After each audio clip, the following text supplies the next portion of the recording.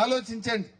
వాళ్ళు ఒక 6,000 5,000 ఇచ్చి రేవంత్ రెడ్డి ఏమనుకుంటుండట, ఇక పైసలు మస్తు వంచినా మేమే గెలుస్తామంటుండట. పైసలు మస్తు గెలుస్తారా? పైసలకు మనం అంత మోసపోతామా? మనకు తెలియదా? ఆయనకే చాలాక్తనం ఉన్నదా? ఆయనకే రాజకీయం వచ్చా? చీరలు వంచినా పైసలు వంచినా ఇక నాకే పడతాయి, ఇక నేనే గెలుతా, ఇంకేమన్నా ఉంటే పొద్దుగాల దొంగ ఓట్లు వేసుకుంటాడట. బాగా ఆలోచించండి. రేవంత్ రెడ్డిని కుక్క కాటుకు చెప్పు దెబ్బలాగా ఆయన జిమ్మిక్కులకు మీరందరూ కూడా సమాధానం చెప్పాలని చెప్పి నేను కోరుతా ఉన్నా. ఈ ఎన్నిక చాలా ముఖ్యమైనటువంటి ఎన్నిక, రాష్ట్ర భవిష్యత్తుకు అత్యంత ముఖ్యమైనటువంటి ఎన్నిక. ఇవాళ పిల్లల భవిష్యత్తు, మీ పిల్లలకు ఉద్యోగాలు ఇస్తా అన్నాడు, మాయ మాటలు చెప్పిండు. ఒక్కటే సంవత్సరం 2 లక్షల ఉద్యోగాలు ఇస్తా అన్నాడు. 2 ఏళ్ళ 10,000 కూడా ఇయ్యలే. 2 ఏళ్ళైనా 10,000 ఉద్యోగాలు ఇయ్యలే.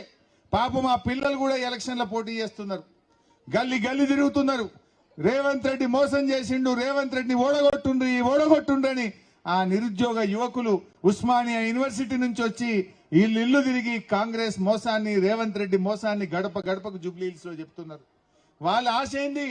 రేవంత్ రెడ్డి ఓడితే మాకు ఉద్యోగాలు వస్తాయి, ఆయనకు సోయ వస్తుంది, ఆయనకు బుద్ధి వస్తుంది, గప్పుడన్నా మాకు ఉద్యోగాలు ఇస్తారని ఆ నిరుద్యోగ యువత గల్లీ గల్లీ గడప గడపకు తిరుగుతా ఉన్నారు. ఆ పిల్లల ముఖం చూడండి. ఆ పిల్లలకు రేపు మీ పిల్లలు కూడా ఉంటారు. రేపు మీ పిల్లలకు కూడా ఉద్యోగాలు రావాలంటే రేవంత్ రెడ్డిని ఓడించాలి. ఆనాడు ఏమన్నాడు రేవంత్ రెడ్డి? కోదండరామ్ గారు, రేవంత్ రెడ్డి గారు వీళ్ళందరూ మమ్మల్ని గెలిపింది 2 లక్షల ఉద్యోగాలు ఇస్తామన్నారు. వాళ్ళకు మాత్రం ఉద్యోగాలు వచ్చినాయి, మన పిల్లలకు ఉద్యోగాలు రాలేదు. మన పిల్లలు రోడ్డు మీద పడ్డారు, మన పిల్లలకు అన్యాయం చేసిండు.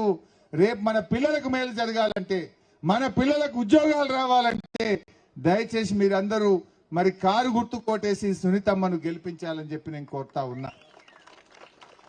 అందువల్ల ఎన్నో విషయాలు ఉన్నాయి.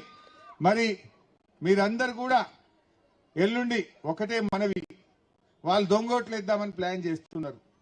మీరు పోయే వరకే మీరు మధ్యాహ్నం మీరేముంటారు? మా అక్క చెల్లెలు పొద్దుగా లేచి మంచిగా తయారై ఇంట్లో పనంతా చేసుకొని వంట వండుకొని పిల్లలకు సర్దిగట్టి పిల్లల్ని స్కూల్కు తోలి మీ భర్తకు కూడా సర్దిగట్టి మీరు కూడా అన్ని పనులు చేసుకొని మంచిగా తిన్నాక మధ్యాహ్నం 1 గంటకు పోయి ఓటేసుకుందామని మీరు అనుకుంటారు. మీరు 1 గంటకు పోతే వాడు ఎవడో పొద్దుగాలు వచ్చి మీ ఓటేసిపోతాడు. వాళ్ళు దొంగోట్లు వేయించే పనులు ఉన్నారు. అందువల్ల నేను మీ అందరికీ చేతులు జోడించి ప్రార్థిస్తా ఉన్నా, మీరు పొద్దున్నే 6:30కే పోయి ఒక 5 నిమిషాల ఓటేసి వచ్చి పని చేసుకోండి. మన ఓటు మనం వేసుకోవద్దా? మనదోడ దొంగ ఓటేసిపోతే ఎట్లా? అట్లాంటి కుట్రలు చేస్తున్నారు, ఓడిపోతామని భయంతో అట్లాంటి కుట్రలు చేస్తున్నారు.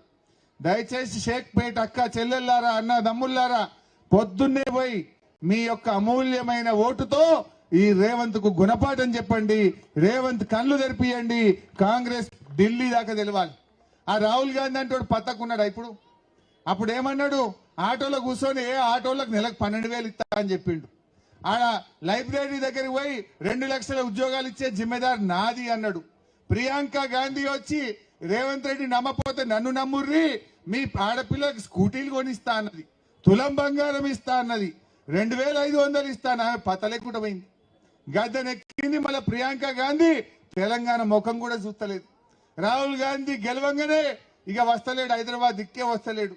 ఆనాడేమో గాంధీ టోపీలు పెట్టి గాంధీల పేర్లు చెప్పి